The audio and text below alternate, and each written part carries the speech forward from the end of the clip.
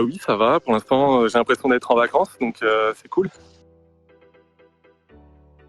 Je me suis fait arrêter une fois en Suisse, donc vous verrez ce qui s'est passé pour moi. Mais clairement, la Suisse, c'est pas autorisé. Ils veulent pas du tout nous voir en gyro-roue là-bas pour le moment. Donc voilà, si j'ai un conseil à vous donner, moi je pense que j'ai eu de la chance. C'est vraiment dommage qu'on soit pas autorisé à circuler là-bas. Donc il faut savoir qu'en Autriche, c'est comme en France maintenant, c'est-à-dire qu'il n'y a pas de réelle loi qui interdit l'utilisation de trottinettes électriques ou de gyro-roues, de DTM. Mais pour eux, c'est pas plus de 25 km/h. Piste cyclable et route en l'absence de piste cyclable, quoi. C'est tout. Il n'y a pas de « ah, toi, tu as une machine qui peut aller à temps ». C'est vraiment sur le comportement comme aujourd'hui, c'est-à-dire que là, actuellement, si je roule en France, ou pour tous les wheelers qui sont en France qui roulent, ben voilà, ils n'ont pas de problème parce que s'il y a des gens, s'il y a du monde, ils vont respecter une vitesse, ils vont avoir une vitesse contrôlée, quoi. Ils vont faire du cas par cas et ça se passe bien pour l'instant. Et c'est ce qui se passe en Autriche. Donc pour l'instant, il n'y a pas de problème là-bas sur ces engins-là. Il faut dire qu'il y a une très très petite communauté aussi pour l'instant. Ça joue aussi. Ouais, quasiment dans toutes les grandes villes d'Autriche. En Suisse, est-ce que j'en ai vu? Je crois que j'en ai vu aussi quelques-unes en Suisse. En Suisse, c'est autorisé, hein, les trottinettes électriques. Il y en a pas mal. Dans toutes les grandes villes, il y a des services style Lime ou Cirque, si je dis pas de bêtises. Mais il n'y en a pas autant pas autant que dans les grandes villes françaises. J'utilise quand j'ai vraiment besoin, c'est rare, hein, mais j'utilise l'application Maps.me. Et pareil, un GPS, soit pour les voitures, soit pour les cyclistes, mais qui offre une carte que tu peux télécharger en amont. Donc tu télécharges les cartes soit des régions, soit carrément des pays, et tu as accès à plein d'informations. Ça va des toilettes publiques, aux bancs qu'il peut y avoir partout. Enfin, il y a vraiment plein d'infos qui sont renseignées. Avant de partir, j'avais déjà téléchargé quasiment toute l'Europe, plus tous les pays que je vais visiter. Donc souvent quand je suis perdu, ça m'arrive très rarement, j'utilise cette application pour me retrouver ou pour trouver des campings ou des lieux où me restaurer et où dormir. Ça fait un moment, je suis quasiment que sur des pistes cyclables et sur des véloroutes. Il y a donc des panneaux pour la prochaine grande ville ou prochain village et des itinéraires cyclables. Donc c'est pas forcément une piste réservée pour les cyclistes, mais c'est un itinéraire adapté aux cyclistes. Donc vraiment, c'est ultra facile de circuler à vélo ou en gyro-roue dans ces pays-là. Physiquement, ça va. Bizarrement, j'ai moins de douleur que sur le Tour de France que j'avais fait l'été dernier.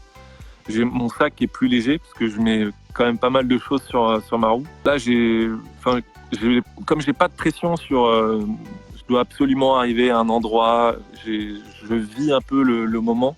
Donc, je fais des journées où je roule pas beaucoup, je roule moins que d'habitude. Après, ça m'arrive aussi de rouler beaucoup, mais justement, quand je roule beaucoup une fois, le lendemain, je sais que je vais faire la grasse mat et je vais rouler un tout petit peu. J'ai pas de douleur au pied. Souvent, c'est aussi une question que les wheelers me demandent.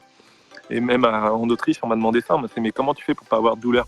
Alors, soit je suis habitué et je sens plus rien, soit j'ai des super bonnes chaussures et pareil, je sens rien. Franchement, je peux rouler quasiment toute une journée sans avoir mal aux pieds, quoi. Ça m'arrive d'avoir des petites fourmis, des petites douleurs, mais il suffit soit de me poser un tout petit peu, soit de marcher à côté de ma roue. Souvent, je le fais quand il y a des grandes montées. Je me dis, allez, là, cette fois, c'est le moment de se dégourdir un petit peu, donc je marche un petit peu. Et ça me permet d'économiser un peu de batterie, mais sinon, non, ça va. Pas de douleur. Elle tient le coup, hein. Je sais pas combien de kilomètres j'ai dû faire déjà depuis que je suis parti. Je dois être à quasiment 2500 km depuis Paris, sachant qu'il y avait déjà 3000 km sur la roue avant que je parte. Donc non, elle tient le coup. Il y a juste les montées en Suisse et en Autriche où ça a été un peu difficile. J'ai une chambre à air de rechange, c'est tout. Pneus, non, c'est trop encombrant, je pense, à trimballer. Mais non, j'ai que la chambre à air. Et j'espère pouvoir changer mon pneu quand je vais arriver à l'usine Kingsong. Ça va, souvent, justement, d'être seul, ça permet de rencontrer des gens.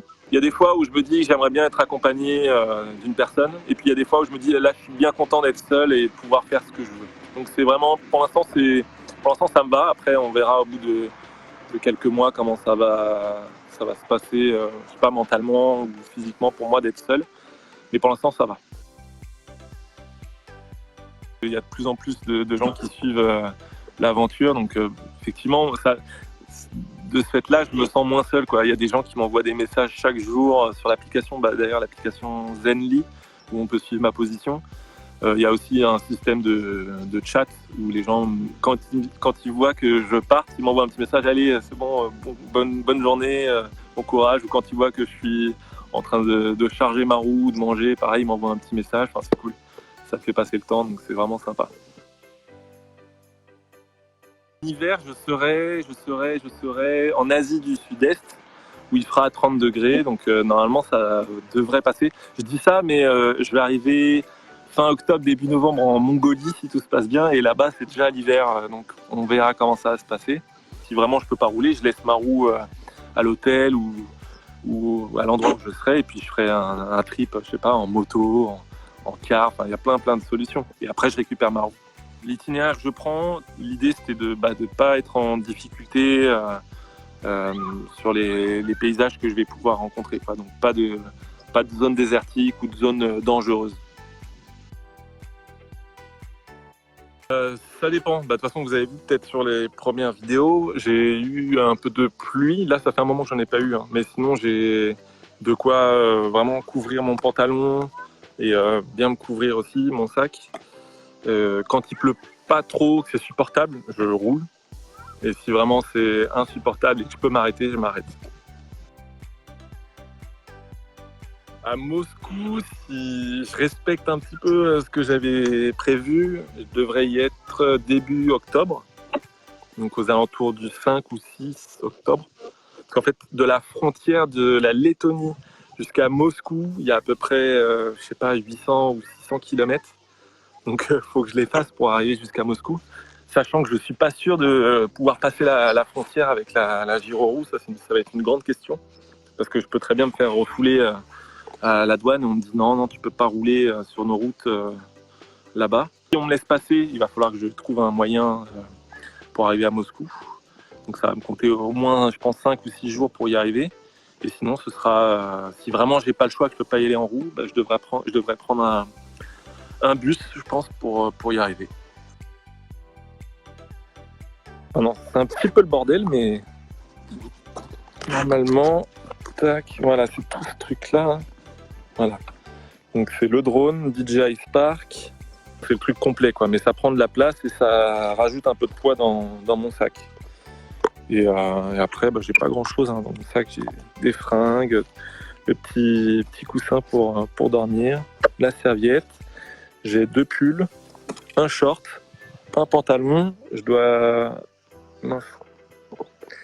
avoir seulement 4 t-shirts, je crois. 4 t-shirts, 4 boxers, 4 paires de chaussettes. Enfin, j'ai vraiment pris le minimum, quoi. Généralement, je garde mon t-shirt au moins 2 jours.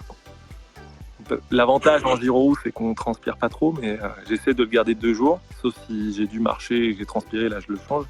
Puis dès que je suis dans un camping et qu'il fait beau comme ça, soit le midi, soit le soir, si je sais qu'il va faire beau le matin et qu'il va pas pleuvoir pendant la nuit, je fais ma lessive directement dans le lavabo avec du savon, tac tac, et je fais sécher. J'ai profité d'être à Bratislava hier pour faire une vraie lessive et bien sécher toutes mes affaires et tout, donc ça fait plaisir aussi.